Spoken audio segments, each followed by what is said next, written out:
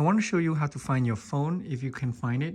So you have your Apple Watch linked to your phone, and so what you need to do is you can make it ring by swiping from bottom to top, and you see that icon right here.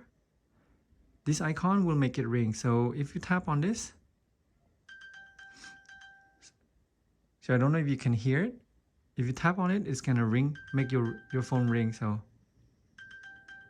you can try to locate the noise where it's coming from.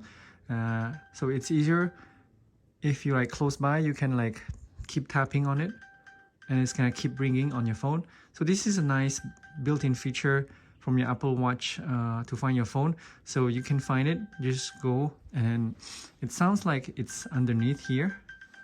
So it's coming from this.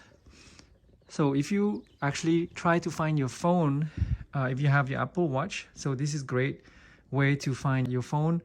And so that's a great way. So, and that's how loud it is right now. That's pretty loud, right? So that's a cool way to find your phone. So if you find this video helpful, please give a like and subscribe to my channel for more helpful videos and tips. Thank you guys for watching. Bye.